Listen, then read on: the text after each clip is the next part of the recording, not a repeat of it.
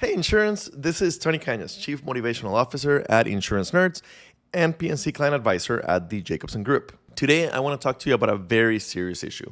Hybrid is a start, but it's not enough. The insurance ecosystem is going remote. I can pretty much guarantee it. Not every carrier knows it yet. Some will attempt to avoid it, but it's pretty unavoidable. Boston Consulting Group found recently that 89% of people expect to be able to work from home, not necessarily all the time, but they want the flexibility to work from home when they want.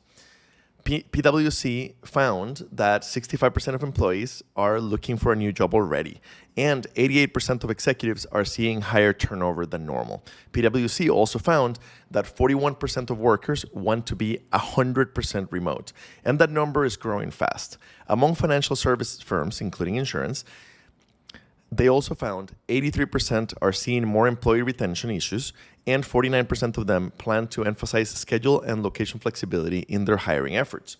In Hey Insurance episode 5, I said that if you're not allowing remote work, you either have bad technology or bad management. I stand by that today. COVID forced us all to quickly update our technologies, so now the only excuse left is bad management, and that is simply not a good look in a competitive hiring market. The Jacobson Aon survey of insurance staffing has ran every 6 months for over 10 years. And shortly after COVID, we added 2 new questions. 1, will you have more remote people going forward, more remote employees going forward? 2, will you have more flexibility for your in-office people? On the first question, 50% of carriers said yes. And on the second one, 85% of carriers said yes. So 50% of carriers are expecting to have more remote people going forward. 85% are expecting to have more flexibility overall, more flexibility even for their in-office people, okay? 85%. You also have to take into account that insurance has been facing a talent crisis for several years, with unemployment in the industry almost always below 4%, which economists consider full employment. We have chronically underinvested in recruiting and training and retaining new talent, and it only got worse after the 2008 recession. One last factor. Before COVID, baby boomers were overrepresented in insurance by 30% compared to the average industry in the overall economy. In 2018 and 2019, between 1.1 and 1.3 million boomers retired, and we were expecting the same trend to continue. But instead, because of COVID, we had 3 million boomers retire. If you think about it, that makes sense. Their 401ks were at record levels, their homes were at record values, and COVID forced them to become remote leaders, which is not what they signed up for or what they had been trained for.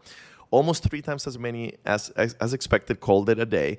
And while we don't have insurance-specific data, given the number of boomers in the industry just before 2020, that many retirements hit us hard. And anecdotally, that's what I'm hearing from all my friends and contacts and prospects and customers in the industry. Today, the overall U.S. economy finds itself in a worker shortage. And within insurance, we find ourselves in the most competitive talent market we have seen in decades, maybe in the entire modern history of our industry. The talent is holding all the cards, and they're negotiating hard. I'm seeing personal lines claims adjusters with 3 to 5 years of experience get offers in the $85,000 range, and those with commercial lines experience getting $95,000. I'm seeing underwriters being placed at 25% higher salary than just a year ago. I'm seeing 27-year-olds with 3 or 4 years of underwriting experience and a CPCU commanding $130,000 to $140,000 offers in the market, and there is no relief in sight. We are seeing loyal long-term employees getting poached for 30 to 40% raises without having to move. This is not the exception, it's the rule. Some carriers are talking about going hybrid and thinking that this will solve the retention and recruiting problems. And they're defining hybrid as 3 days in the office, usually Tuesday through Thursday, and Monday and Friday at home. This is a good start, but it's simply not enough when your competitors are allowing people to be fully remote. You will lose talent, and you will have a very hard time recruiting. Are you prepared to overpay by 30% compared to an already hot market in order for people to relocate and give up being remote? Can your expense ratio handle that? Maybe this can all be best summarized with this great quote from Colleen McCreary, Chief People Officer at Credit Karma, as published by CNBC just a couple of days ago. If my kid has soccer on Thursdays and I have to be in the office all day on Thursday and can't get him there, that may be hybrid, but it's not flexible and it's not working for me. I believe that this very well describes the the problem that our industry is facing. By the way, don't get me wrong. I'm not saying that remote is the perfect solution for every situation, for every employee.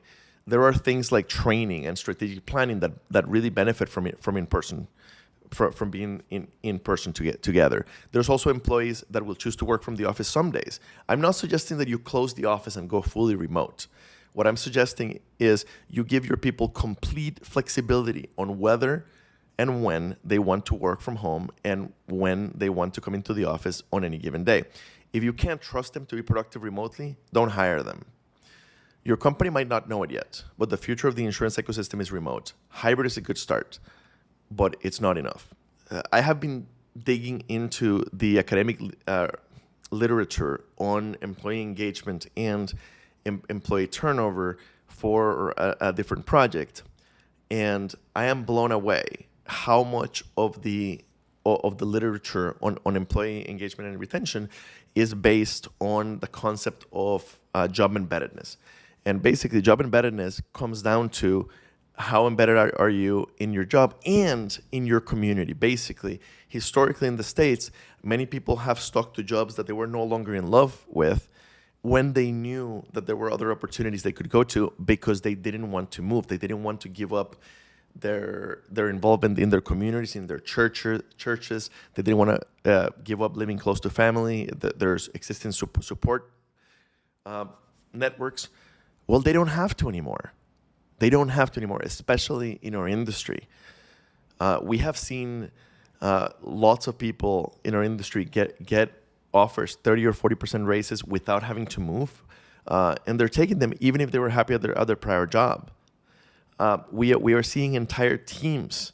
Imagine if your entire specialty underwriting team of 4 or 5 underwriters gets picked up at the same time by a different carrier. They get big raises. They get to continue working with the people they love working with, and they don't even have to move. This is a sea change. This is a radical change in the way that we engage and retain our people.